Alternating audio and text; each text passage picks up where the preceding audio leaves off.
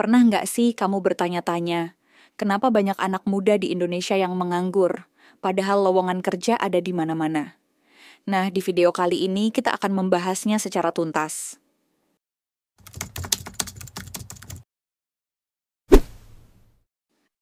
Pendidikan di Indonesia masih banyak berfokus pada teori, bukan praktik. Banyak lulusan sarjana yang merasa gelarnya tidak sesuai dengan kebutuhan dunia kerja.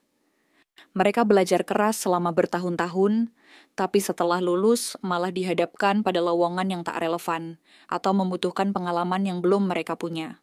Ketidaksesuaian antara kurikulum dan kebutuhan industri menyebabkan jurang besar antara pendidikan dan pekerjaan. Maka tak heran banyak anak muda merasa lebih baik menunggu atau mencari peluang lain daripada memaksakan diri bekerja di bidang yang tidak mereka kuasai.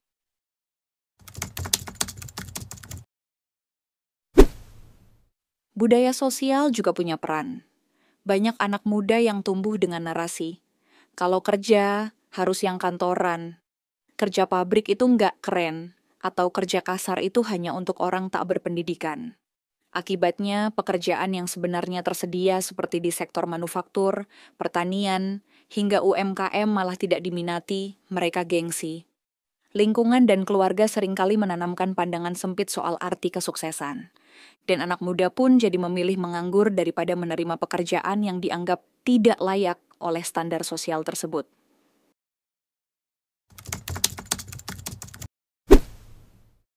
Banyak pekerjaan di Indonesia yang menawarkan gaji rendah, bahkan kadang tak sebanding dengan beban kerja yang ditanggung.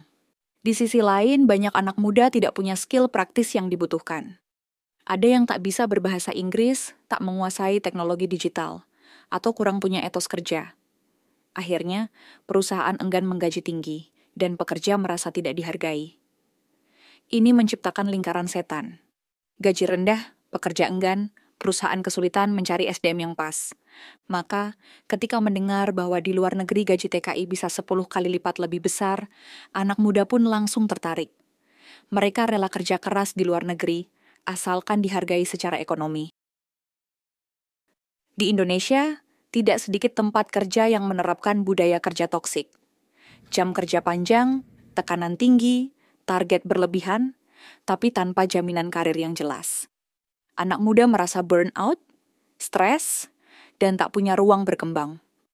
Mereka lebih memilih istirahat, freelance, atau membangun usaha kecil sendiri meski belum stabil, daripada terjebak dalam sistem kerja yang menguras fisik dan mental. Di sisi lain, di luar negeri, meski keras, sistem kerja dianggap lebih profesional, jelas hak dan kewajibannya, serta ada peluang peningkatan kesejahteraan.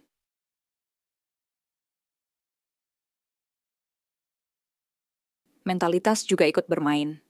Sebagian anak muda tumbuh dengan ekspektasi tinggi, ingin hasil instan, tapi tak siap kerja keras dari bawah. Ada yang lebih memilih rebahan sambil menunggu panggilan yang cocok.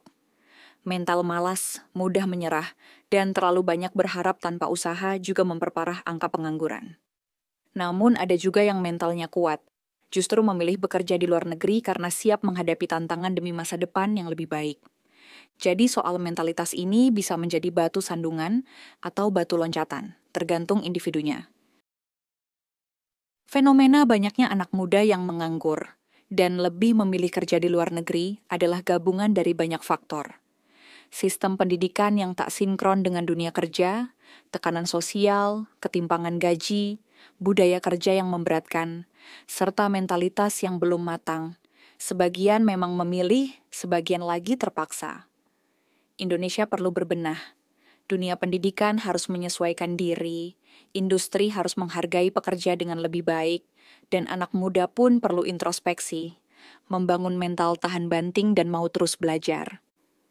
Sebab masa depan Indonesia bukan ditentukan oleh negara lain, tapi oleh generasi mudanya sendiri.